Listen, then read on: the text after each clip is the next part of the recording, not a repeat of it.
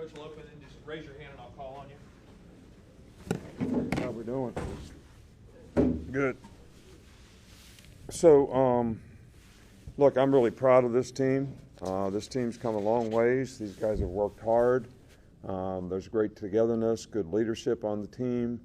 A lot of guys have made significant improvement because they've stayed positive and stayed the course in terms of listening to what the coaches had to say about what they needed to do to improve and actually have really good relationships with each other on this team. So I was really pleased that the team didn't buy into, the rat poison or whatever you want to call it. I thought this was a little bit of a trap game, and I actually asked the players yesterday in the team meeting to stand up and say what they had to do, each position, each leader at each position.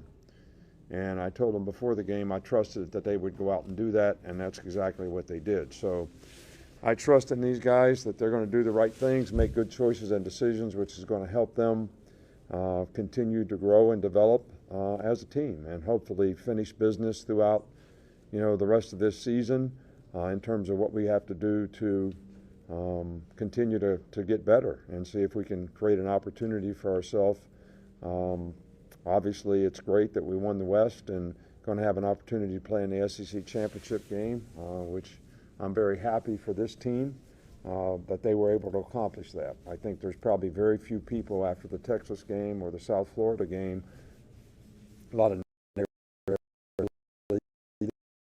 but I've always believed in this team and trusted in this team that they would develop into something that's special, and it has been special. It's been a great experience to see them grow and develop and the confidence that you need to, play really, really well. I think they were sort of excited about the fact, a couple guys came up to me and, I always talk to them about when we play on the road, if you empty the stadium, that means, you really beat the other team.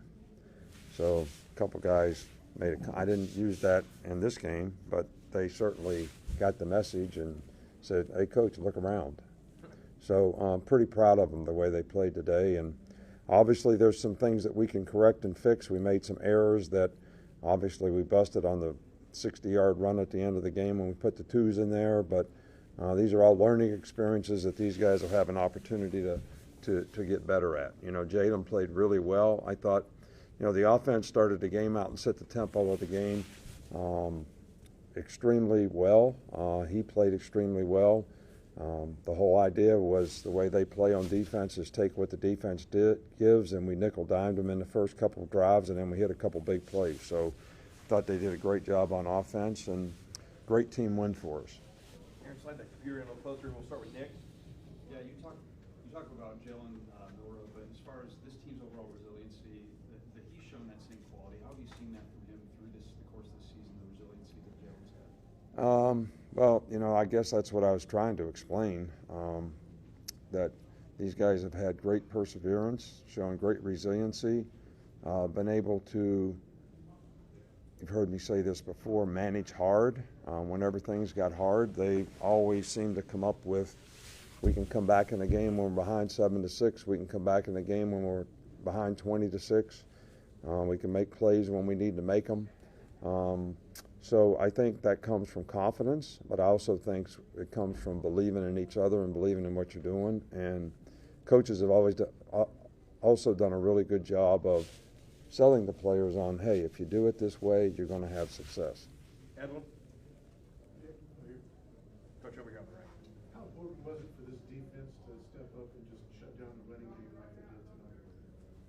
Well, I think that was the key to the drill. I mean, controlling the line of scrimmage in this game against this type of team who prides himself in being a physical team, I think was, like our number one objective. And I think we wanted to make them one-dimensional.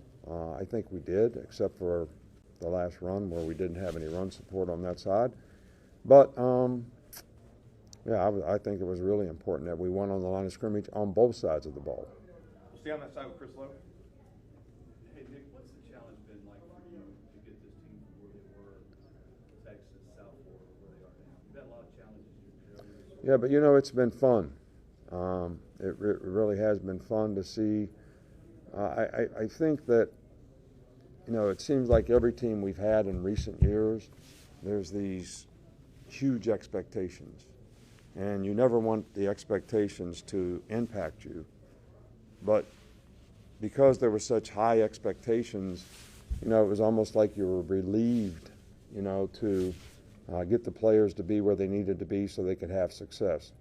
With this team, I didn't have those kind of expectations. You know, I knew we could be good. I believed in them, but I knew it was going to be a work in progress.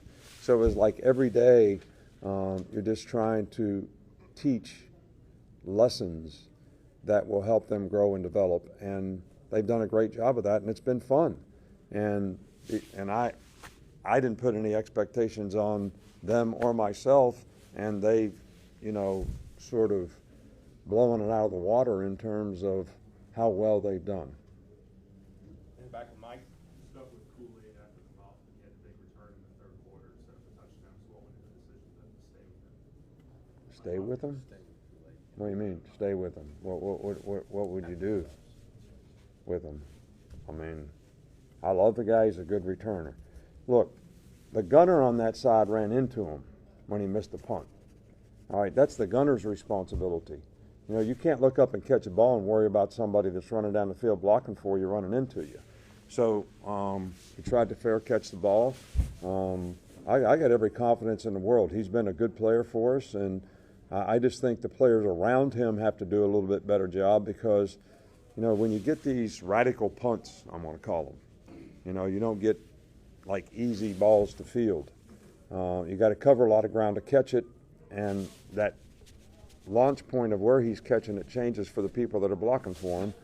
So I'm not making excuses for anybody, but you can't blame him for that one, in my opinion.